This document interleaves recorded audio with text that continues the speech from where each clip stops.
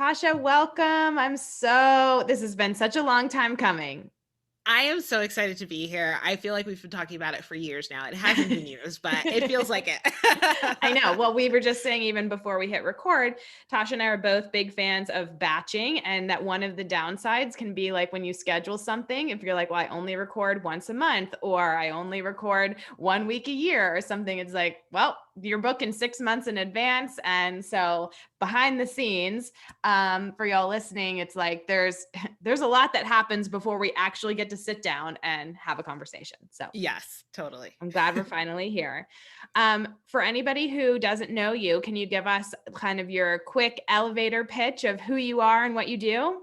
Absolutely. So, I am the CEO and founder of the Launch Guild. We are a full service launch support team working with established coaches and course creators. I have a team of 25 at this point, which is absolutely amazing.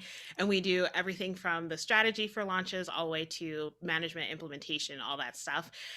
In addition to that, I coach and mentor virtual support pros, so VAs, OBMs, and project managers, all the way from starting their business all the way up to scaling their business into an agency model like my own. Wow.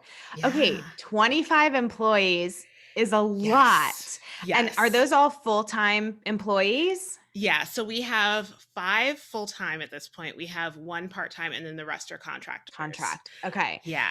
And Mhm. now, as sort of like a systems and operation expert yourself, do you have to have somebody else on your team that is like your, like, because you're the entrepreneur in this case. So Yeah. then you have like your own OBM or operations person managing your business, or do you do it both? 1,000%. Oh, Yeah. no, absolutely not. Yeah. That was, like, one of the first things, yeah, and it's one of the first things I teach people to get rid of now. So, Yes. I have a full-time director of operations, Jay Larray. She was our first full-time person to come on board. I also have an OBM that runs all of my personal launches now at this point, and Okay. then also an executive assistant that, like, handles my inbox and my calendar because I would be lost without all of them. Okay, so you and I have very similar ideas of like the order of who your first hires should be, because mine is sort of a cross depending on what stage you are in your business of like having a VA or an executive assistant, an OBM or a director of operations, and then somebody to help you with the marketing side of Mhm. things, which is, Yeah. it sounds like what you're kind of OBM for the launches is more of like the marketing. And I'm sure there's like Yes. project management and stuff too, but yeah. Yes. Yeah. Okay, very cool. So I know we're using some acronyms that people may not be familiar with. I think at this point, most people know VA, virtual Mhm. assistant. Can you tell us the difference between VA and OBM, which is online business manager? Yeah, so I think of a virtual assistant as task based. So you give them a task or a number of tasks, they do it, and then they come back to you and say, "Hey, great, I did those. What else do you need to have done?" And OBM is kind of the management piece of that. So if we think of it as similar to like an office where you have people doing the tasks in offices, implementing the tasks, and then you have people managing those people and also managing kind of the overall vision for the thing. So in my case, what Lindsay, who is my OBM for the Launch Guild side or for the Tasha Booth side, which is the course and coaching side of my business, what she does is creates the project plan, assigns it to everyone, make sure, quality control, that sort of thing is happening on that side instead of her being in the nitty gritty of like actually doing each Doing one of the it. tasks. Right. Yes. Right. Yes, this is a lesson I feel like I've learned the hard way in the last few years of hiring, whether it was contract or full time. But it seems like, generally speaking, it's good to have the doers, like the people who are actually implementing what and doing the tasks. And then you need the people that are managing the doers. Yes, absolutely. Because what ends up happening is it feels when you get your first VA and they start taking some of those tasks off your plate, it feels amazing for a while, right? And then you're like, oh, this feels great. I'm going to hire like a second VA, or maybe I'm going to hire, a copywriter or a graphic designer or somebody else to support you in a different way. And then what ends up happening is they're still coming back to you to get your approval on things, to ask you questions about things. So you've you've brought yourself back into being the bottleneck. So really Yes. getting out of being the bottleneck for those sorts of things really requires somebody else that is managing those people and managing those tasks, so you don't have to be doing that. And that's where an OBM or like something like short term, like a project manager would come in. Right. Hmm. Yeah, I think at first exactly like you said, you start delegating and you feel like this is so amazing, and if you just have the one person, then it's not too bad because, Hmm. it makes sense, like you don't need a manager for one person necessarily, but you are still very involved in deciding a lot of things Yes. and coming up with the vision, giving them the task, reviewing the task, editing, giving them edits, whatever, like it's all on you. So one person, okay, that might be all right. But as soon as you add two, three people, even if they're Yeah. contractors, it's like, oh my gosh, now my whole day is spent not moving the business forward, but in managing all of these people.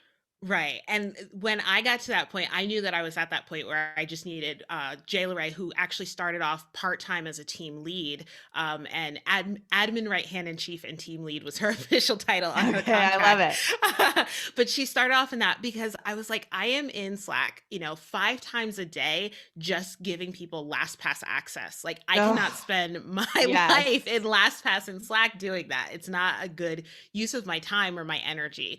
So that's when I knew that it was just time to, have somebody else in that role. Yes. Hmm. Okay. So, and do you feel like if somebody is listening and it's their first hire, maybe they're still a solopreneur doing everything themselves, but they're at that place where they know they need some Hmm. support. What do you feel like is not only the best first hire, whether it's VA or OBM or something else, maybe, and then do you feel like it should be full time or contract? Yeah, I would definitely say, first of all, probably start off with the contractor.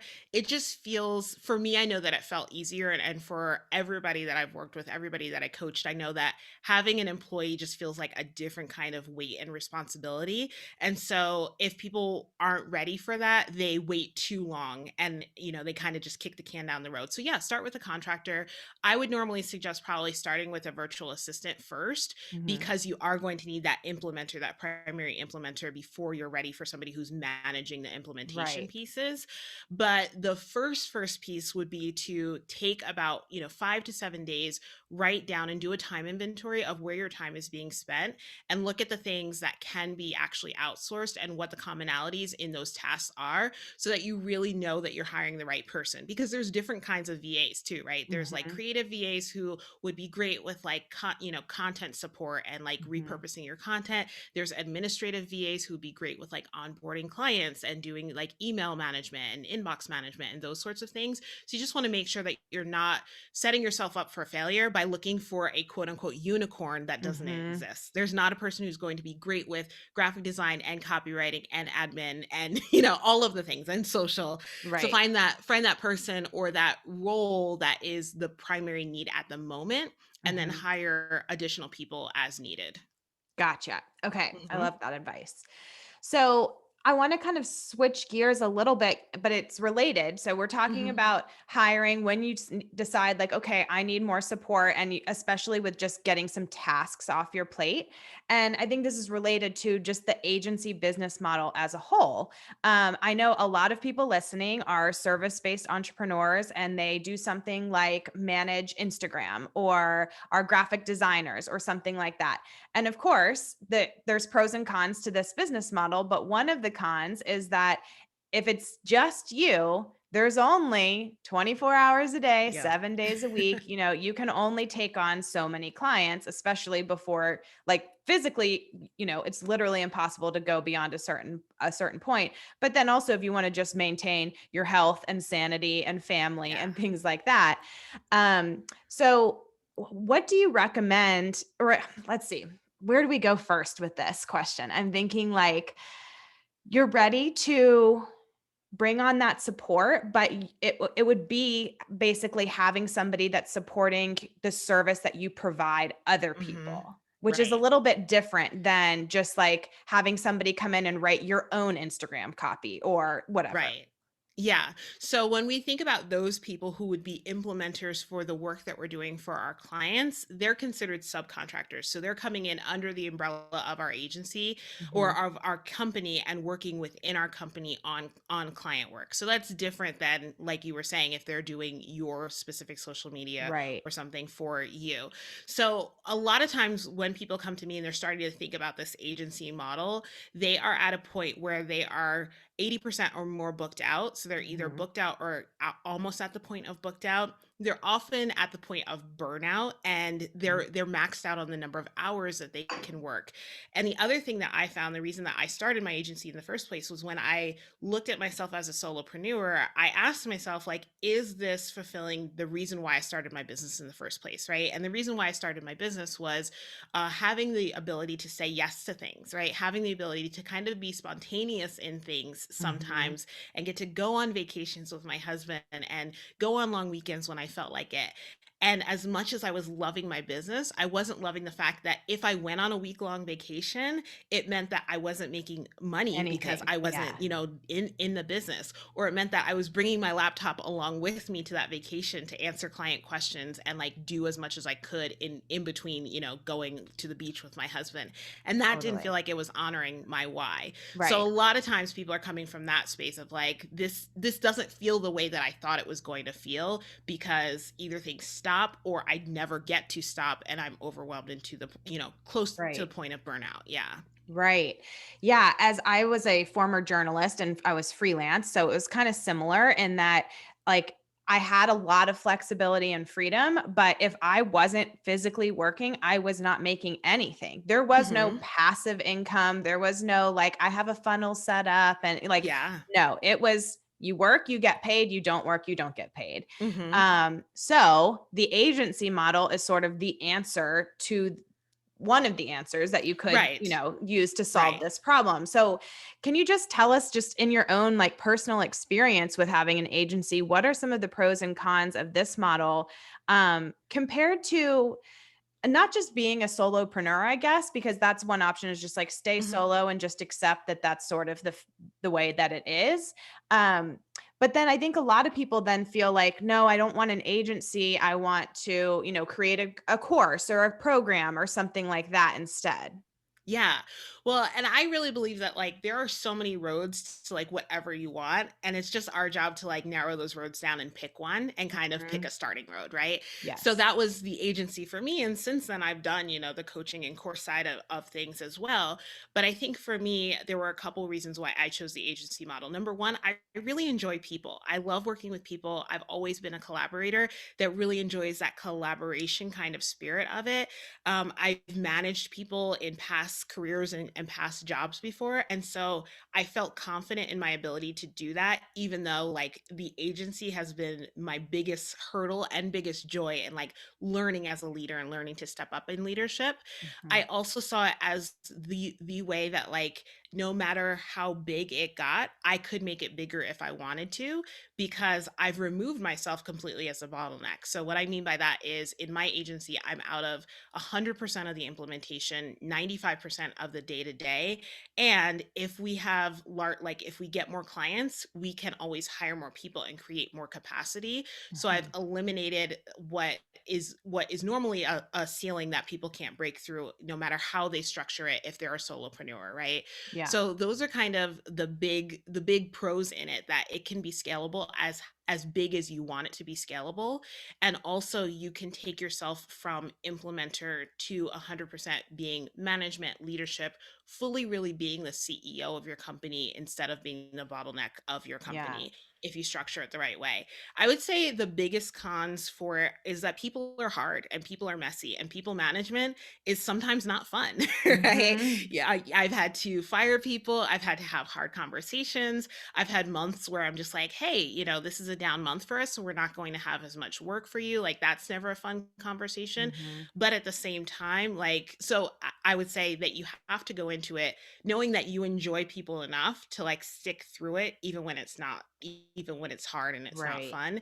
And then the last like con of it would just be that And I think this is also a pro though, that you have to, in order to make an agency truly work, you have to systematize everything. It has to be processed, and it has to be process based and templatized and systematized. And that can feel hard in the beginning, but like, oh, the other side of it, which I'm finally on the other side of it, where like we have an SOP for everything, Yeah. that feels really good. And that feels really supportive for both me and my team. Right. Yeah. So the systematizing thing brings up so many questions for me from different angles, and we're going to get to a little bit later in our conversation kind of how entrepreneurs, even if you're not following this agency business model, how you can bring more systemization Hmm. into your own business and kind of work on the operations piece. But I want to ask you a question that so I've had full-time employees, I've had contractors, I've worked with agencies, and there's pros and cons to each, Hmm. like everything.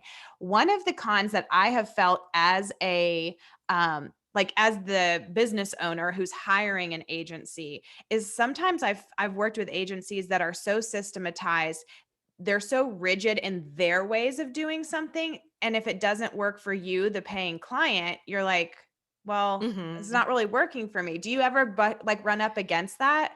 Yeah, absolutely. And I think it's a matter of knowing like what is a must have versus what is a nice to have. Mhm. Like there's always those rigid lines that, like, for example, like we don't work in Trello. Yeah. We don't work in Trello because we know that with large teams, Trello just breaks and doesn't work, and Uh-huh.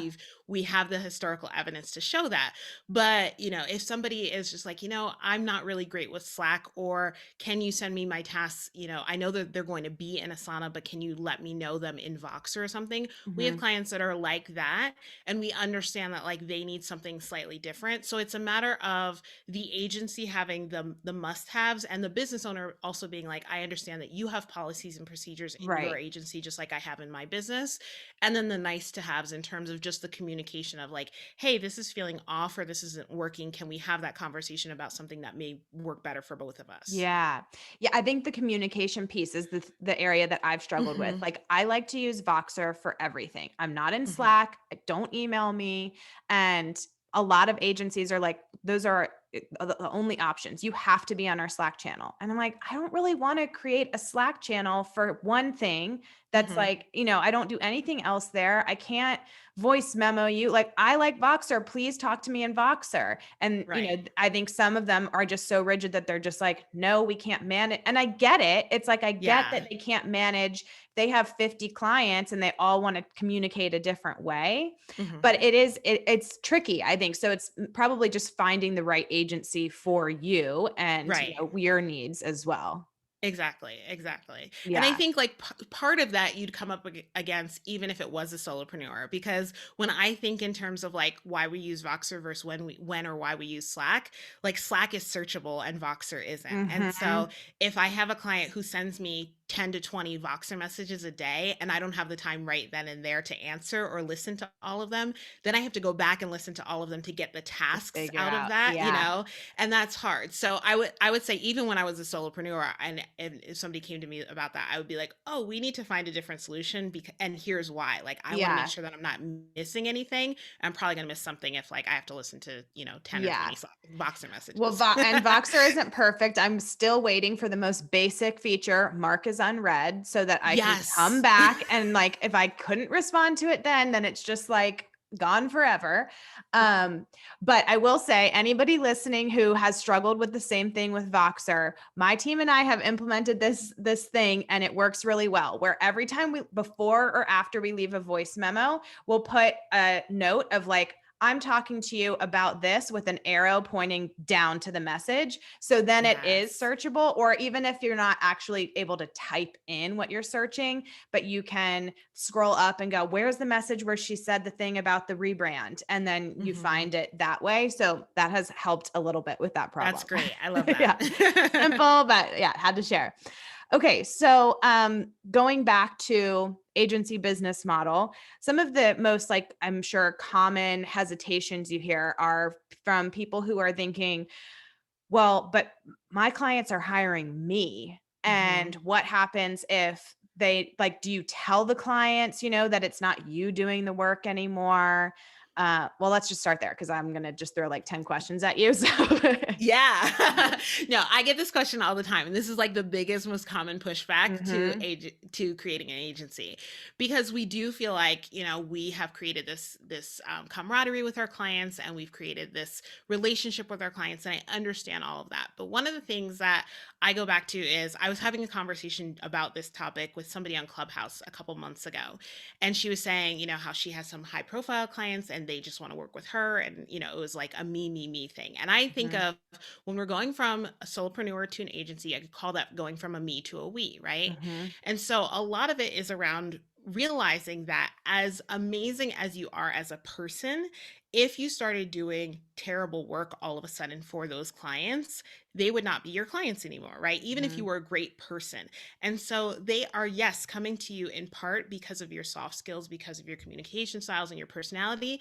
But 90% of the reason that they're coming to you is because you do great work. And the Right. reason that you do great work is because you've created a system and a process around you, how you do that work. Even if you don't think it's a system and a process, it is, because it's repeatable. You consistently do great work. And hmm so once we can get that system and process from out of our heads onto a piece of paper, onto a Google Doc, then it becomes that, oh, we can train other people on this system and process. And then we hire also, not just for the hard skills for what they know how to do, but also for the soft skills. And we ask questions around, what would you do in certain situations? How would you communicate, if this was the problem? Like those sorts of things, so that we're finding, personalities that mesh with our company style and our company culture, hmm without it having to be us. Yeah. Okay. That makes a lot of sense. Hmm. And then at a certain point, like, maybe it's one thing if your clients have only worked with you as a solopreneur, then you have to have the conversation that says, I've started an agency, and so, you can still expect the same great quality work, but we have some other people on the team now that are going to Hmm. be in your account or whatever. Versus like, once you're an established agency, people just come to you knowing, like they don't expect that you as the Right. owner are going to be the one, in doing all of the tasks. Exactly. And that's a messaging thing. That's moving from the me to the we model, in terms of, by the time people at this point come to the Launch Guild and have their first conversation, their discovery call, they've seen on our social media, we always say, our team, or we, that hmm sort of thing. And then when they go to our website, it's all we, our, instead of me and my. And Right. then when they have that discovery call, the discovery call actually isn't with me either. It's with our intake coordinator, Brianna. So there are layers to making sure that they understand, and you're infusing that team spirit into hmm it even before you've had that first call with them. So smart. I think the positioning and the me to Hmm. we is so important. And even on the flip side, like, a lot of group coaching programs, something that I've learned now, that as we're scaling and we have, more clients than just one person, me as the CEO could handle, we're making that same messaging transition too. Like, one of Team KK's dedicated coaches rather than coach with by Kate. Yes, exactly. I just made that switch. I started that switch in my coaching programs too this year, and it was scary. I was like, Yeah. I'm back to where I was when I first started my agency. All the same fears were coming up, hmm but I think it was easier to self coach myself through that, having gone through it once before. But yeah, it's the exact same thing, that Yeah. you're just making sure that people understand that you are not the only person behind the company. Right, right. And so, as the CEO of an agency, how much reviewing are you doing of people's work on your team? Yeah, 0%. Oh, I love to hear that. What is that like? 0%. Yeah, and it's magical and it's amazing. Yeah. And the way that it works is that we have, for every single one of our launch clients, for every single thing that we're doing, we have multiple places and layers in terms of review. So Jay Leray is usually in there. One of our project managers is definitely in there. The virtual assistant or the tech VA or whoever is actually setting things up does a couple rounds of review before it goes to the client. So by the time it's client facing, there's been at least 3 people. That's our minimum number of people that have looked at it and that have Yeah. seen it. And none of those people are me. Yes. Amazing. And I think, again, this is agency or otherwise. It's one of the questions I wrote down is, how do you get sort of like your systems out of your head? How do you download your brain what you would look for if you were reviewing it, so Mhm. that when other people do it, you just don't have to be a part of the day-to-day processes of everything. Yeah, so there's definitely layers to it. And where we're at now was not where we were 3, 4 years ago when we first started this thing. So it's been slowly pulling myself out of parts of it. Mhm. And what I would say is the first thing is to do a brain dump of like everything that you can think of in terms of what you and your team or your company does, right? So if you're Mhm. still a solopreneur, what do you do? Think in terms of like how I onboard people, how we do this process or this service, how we, do that service, and then you basically start as a punch list of like, let's work on creating an onboarding SOP first. So, Mhm. SOP, standard operating procedure, that's going to be the step by step of how you do that one process. And Mhm. so I know that like our onboarding SOP is probably really a collection of 10 smaller SOPs in terms of then we customize the contract. Here's how we do that. So Right. we took the time to really deep dive into just that process and doing it as much as possible. So I would create and start a Loom video on it first and just show Yes. like this is me doing it, right? Then I hand it off to Jay Leray, who then actually does it and puts it down into the Google Doc because Yes.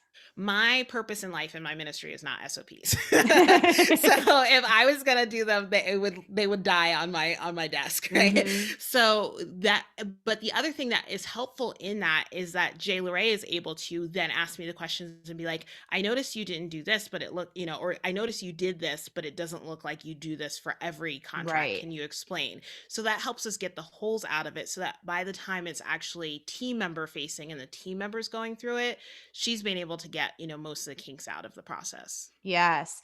I think the Loom video is so genius too, because sometimes if you're not actually doing the task and you're like, okay, how do I do this thing? And you were to just try to write it down on paper, you're going to forget like 90% of what goes Mhm. into it. But if you just record yourself doing it once, Yeah. then it's like, okay, now you see it. I mean, you might still forget a couple things, but then, like you said, then they can watch the video, they can ask questions.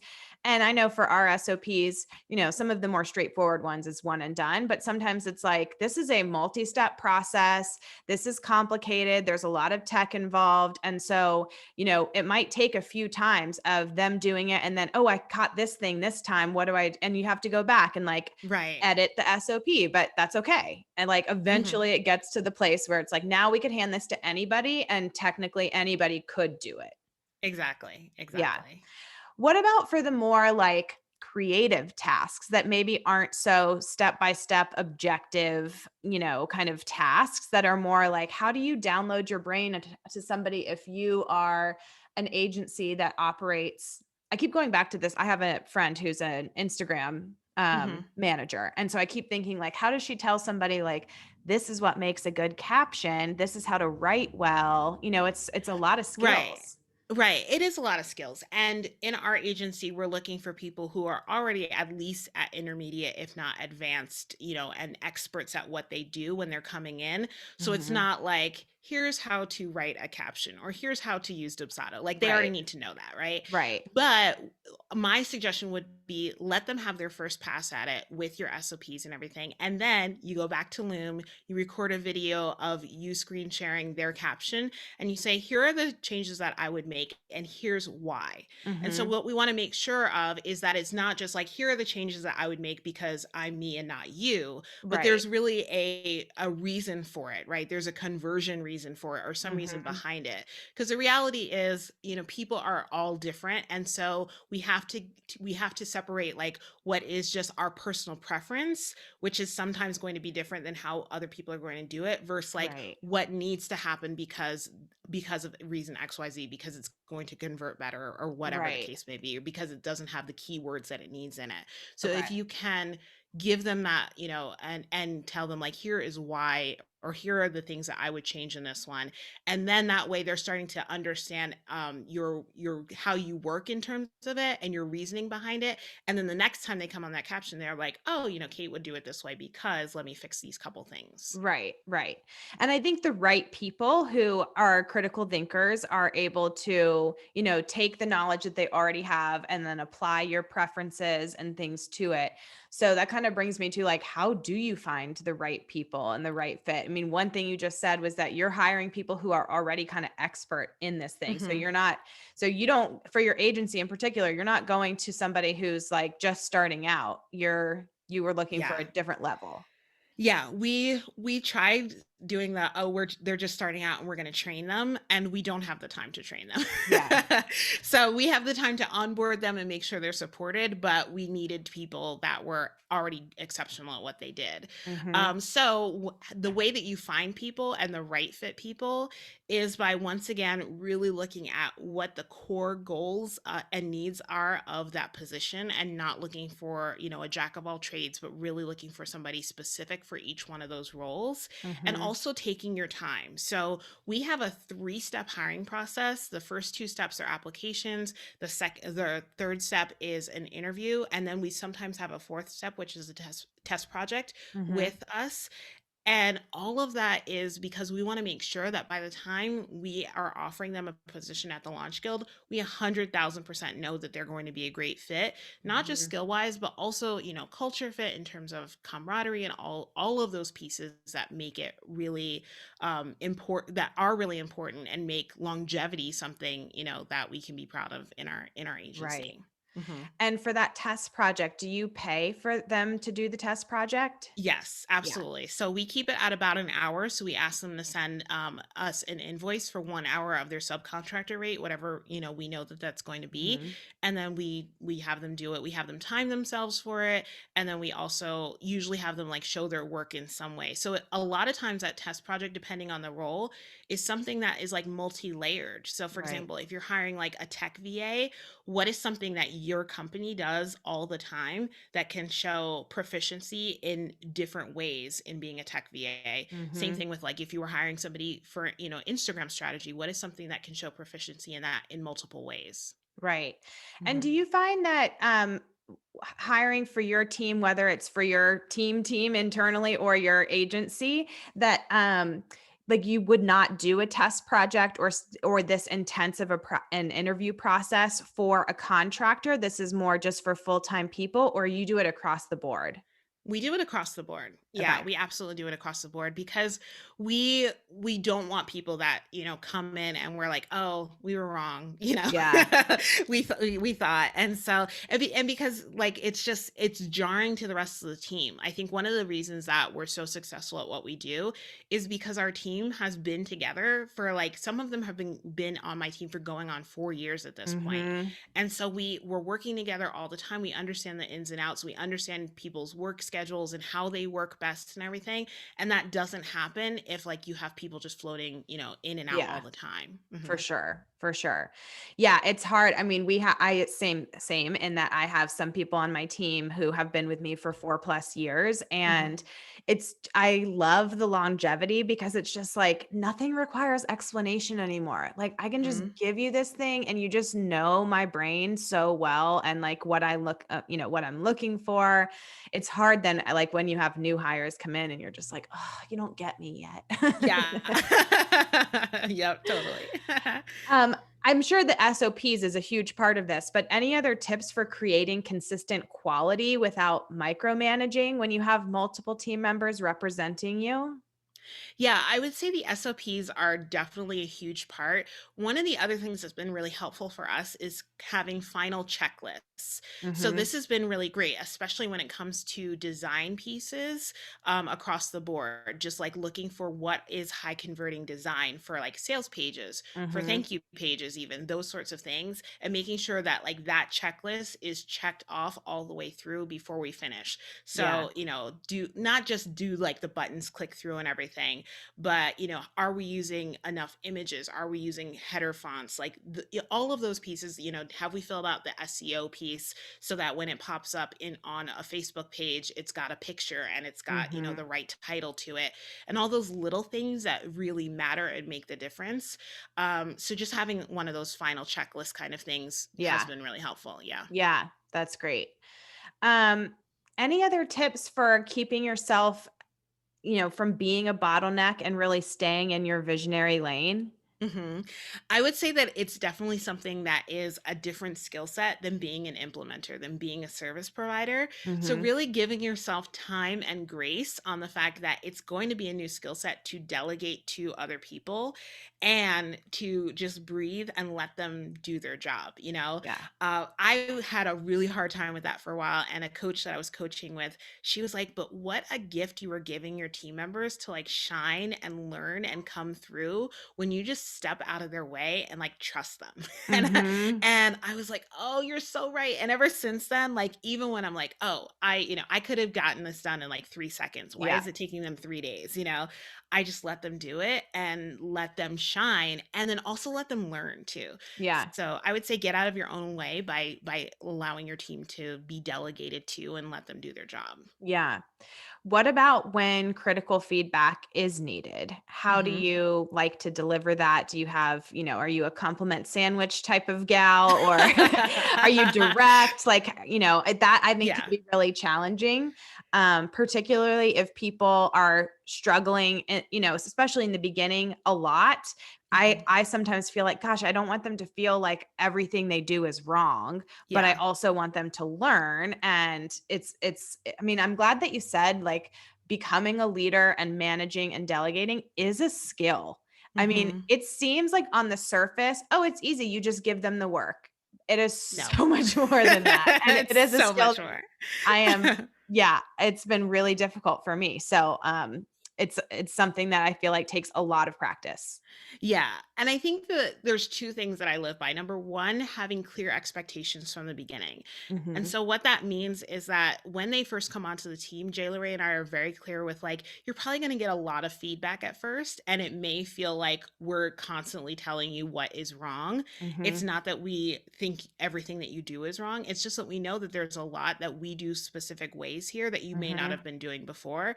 So just be prepared for a lot of feedback. Yeah. And also, like, if you're not understanding something, please speak up, communicate with us, let us know what's not working. We're here to help you.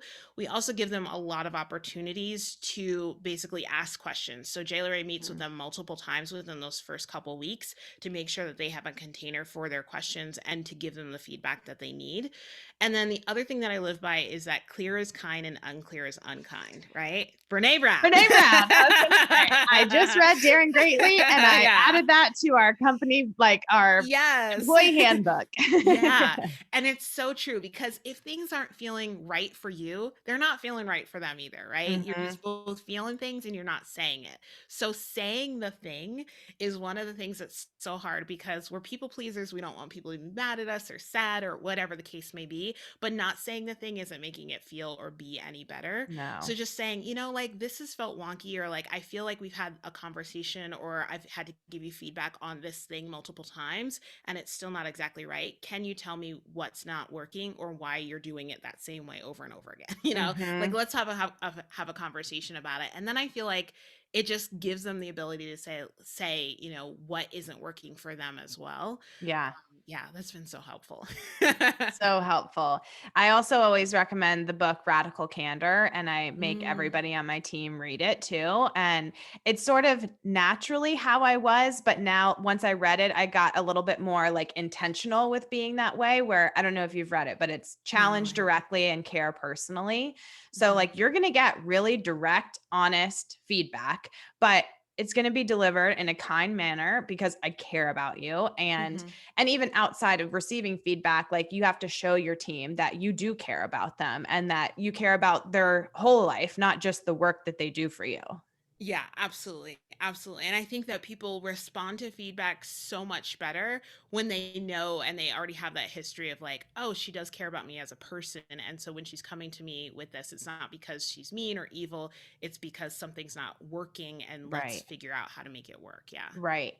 Yeah, and I think setting those expectations of like expect feedback, like everybody's going to get it. It doesn't mean you suck or you're terrible Mhm. or we're going to fire you. Like, one of the things that I had to have to remind my team about sometimes too, especially when we're onboarding somebody new, is like, if I didn't think you could do it, I would just let you go. The fact that I'm giving you feedback means I know you are capable of this, and I just have a very specific vision for what I'm looking for. And so, like, basically, if you're getting feedback, it's a good sign. Yeah.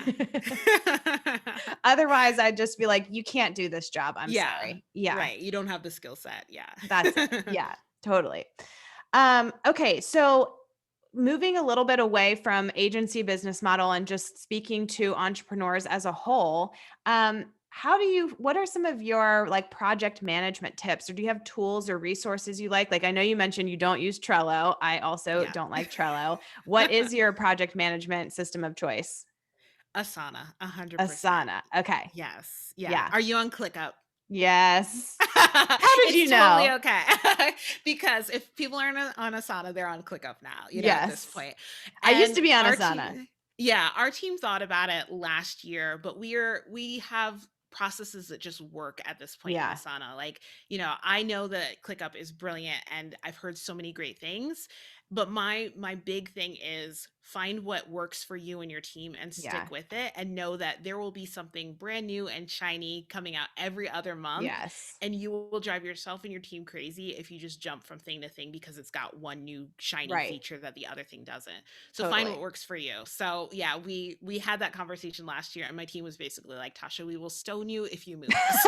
I Well, was and like, note especially if you taken. have something that's working, like we left Asana because it wasn't working for us. Hmm. And I just felt like there was something about the interface that just like it wasn't how our brains worked. And so Yeah. we tried ClickUp and that's going great. But every now and then I'll hear, something else about Asana or one of the other ones. I go, oh, maybe we shouldn't. I'm like, same thing. Nope. Yep. I feel like Nope. like rule of thumb, unless it's really not working for you, is like stick with it for a couple years before Yeah. you move on. Yeah, before you Yeah. move. Yeah. Because it's so easy to just go down the rabbit hole of like trying system after system. Yeah. And a lot of times it's not the system that's not working. It's like you not following the systems that you created that isn't Yeah. working a lot of times too. Or Yeah. like really learning what the system can do. Can do. Like Yeah. obviously every software company has its own like internal trainings and webinars and, tutorials and stuff, but there are people out there that like specialize in teaching teams how to use Asana. Hmm. And same thing, like click up all the things. And I'm like, yeah, that is a good investment because I'm always thinking there's probably stuff that we could be doing better or more efficiently or things we don't even know that we could be doing that like we're just totally missing out on. Right, exactly. Exactly. And I would also say don't feel like you have to use all the features. Like we have the paid version of Asana which has like 7 million features, and we're just Mhm. like, do we actually need that, or are we going to take a lot of time that we don't need to like set something up that like is fun and shiny but not actually helping us or supporting Right. us, in a good Yeah. way. Yeah. Yeah. Very true. Very true. Um, what other any other tools or resources that you use for project management? Yeah, so I would say a combination of Asana and Google Drive are Yeah. the two big things that we use. So those are kind of like where our home bases are for everything, and we really like to set it up so that, like, basically for our SOPs, we've created an Asana project plan that is our SOP library, and that has sections for each one of the SOPs, and then in each one of those tasks, basically in that section, of Asana, Yeah. it links to the Google Doc of Nice. the actual Yeah. SOP. So it's a great like one-stop place for our team. Our team knows that they can go to that Asana project plan and find the SOP that they need. But Yeah. then, the entire thing is in Google. So those Yeah. are yeah, we try to keep it really easy and quick so that anybody who onboards the team can figure it out pretty quickly. Yeah. My ops person moved us everything to Google Drive this past year, which has been huge because, of course, we were using like Google Docs and spreadsheets and stuff, but then some things were in Dropbox, some things were in, we used a service called Sync, which is basically Dropbox. And Mhm. then we also had Google folders for certain things. And it was like things in too many different places. And instead of like switching everything to Sync, but then still needing to use Google Docs for stuff, I was like, well, wait, we could put this all in one place. Mhm. And Google is so searchable. So now it's so Yeah. easy to find stuff. When things are like organized and where, named what they're supposed to be named and things like that. But now it's so great. Like I can just log into the KK Drive and just type in what I'm looking for. And it's like, bam, right there. Exactly, Yeah. exactly, yeah, and that's the thing, you wanna make sure that whatever you create as the process, like, processes make different sense for different people in different ways, and that's okay, but just make sure that you're following whatever your process is. So whatever your naming convention is for folders or for Right. files, make sure that you and the people on your team know and understand it and are following it, and I'm also saying that to myself because I'm renowned for starting a new Google Doc and then not naming it anything. And then my team's like, where's that thing? And I'm like, oh, I didn't name it I anything. don't Like, even why would I do know. Yeah. that? I know. That is, I just wrote down like naming conventions because I feel like even that is something where we sometimes will get like half the things are named one way and then the other half are like there's no rhyme or reason to Hmm. it or something. I'm like, okay, yes, that's it. Really helpful for everything. Even like the way you tag leads in your email management software, like Hmm. using a consistent methodology for that is huge. Yeah, you know who I have to thank for me being really good at that most of the time? Megan Mins. So I was her VA and OVM for a while, like years Okay. ago, and she was so like strict about that. Yeah. And at the time I was like, doesn't even matter. Why does it matter? And then I was Right. like, oh, it does matter. Like it really does matter. And so yeah, I have her to thank. So shout out Megan. Thank Okay, you. that's so funny. Yeah.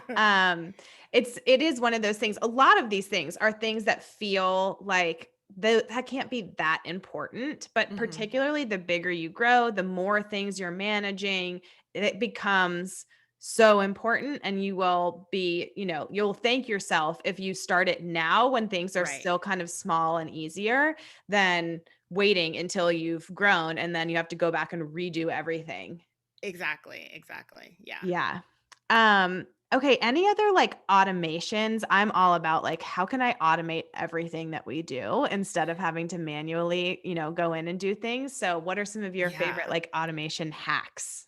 So I know you're not a huge fan of Slack, but I love Slack. My whole team's on Slack. We're in Okay. there all the time. Mhm. And one of the things that we do is have reminders for literally everything. So Archie, who's our operations assistant, she goes in like when we have a new client and we're putting in like their birthday or when their launch actually is, like we have reminders that are set for a week before their birthday, a day before their birthday so that we remember to send them a birthday card and Yeah. also so that we can tell our team like, hey, Kate's birthday is next week, don't forget to Mhm. say, to tell her happy birthday and everything, or when invoices are due or any of those pieces, so that we don't have to remember and hold the space in our brain to Right. remember to do those things. So Slack does a great job with that. It's one of those Slack integrations that you can use inside of Slack. Yeah. Also just having like looking at what are the other integrations, like Asana integrates with Slack, I think ClickUp Mhm. does as well, so that if Mhm. somebody says, hey, can you do this thing, you can click on that in Slack and you can create it in a task in Yeah. Asana or ClickUp. So finding all of those ways to automate the little things that just take up space in your brain that's unneeded. Yes. Yeah, for sure. Love it. I know. Part of me thinks I need to like get a real training on Slack because maybe I would love it. But every time I've used it, because an agency we've worked with have used it, I've been like, I Hmm. hate this and I can't figure it out. So, and I'm usually thinking, what does it do that Voxer doesn't do? But I think the Yeah. searchability is big.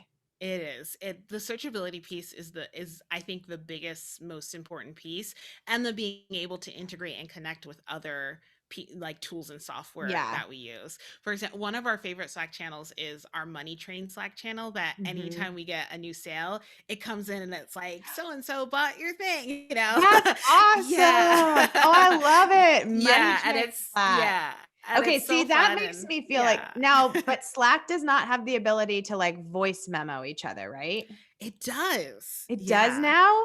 There is a thing called Recordify that is an app that you can add to Slack, and it does. Okay. And I think it costs like $1 a person per month. So it's super Okay. cheap. Yeah. Yeah. Because that is my main thing is that most of the time, if I'm going to Voxer to talk to my team, it's like I need to explain something in more Hmm. detail. And so I want to be able to talk it out without having to schedule a meeting. Right. And that was the main thing that I felt like was always missing from Slack. Right. Absolutely. Okay. Well, you're kind of making me feel like I need to go look at Slack We'll have more. a coffee chat. I'll walk you through my Slack channels. Yes, I please. Oh love my gosh, them. that would be amazing. Well, speaking of that, we're coming up on the end here. If people are interested in working with you and your agency, or there may be an OBM or a VA themselves and wanting to, enhance their business there, how can people work with you? Yeah, absolutely. So I have two websites, one for the agency and one for my coaching and courses. So it's thelaunchguild.com. I'm also the Launch Guild on Instagram, which I'm always on. And then tashabooth.com is my website for coaching and courses. You can head there if you're interested in coaching or love looking at some of my courses. And Instagram is the Tasha Booth. The Tasha Okay. Booth. Awesome. So before we go, we always do a little lightning round of questions at the end. Ooh. So just rapid fire. What is your favorite way to make time for self-care? Naps. I'm a huge Naps. Great yes, I nap answer. at least once a day and for 60 to 90 minutes, Oh and I my live by gosh, that's it. like a legit nap too. It's a You're not just legit cat nap. napping it. No. That's great. Love it. Yes. One tool or strategy you use to help with time management. Pomodoro method, Yeah. definitely. So setting a timer for 25 minutes and just going until that timer stops.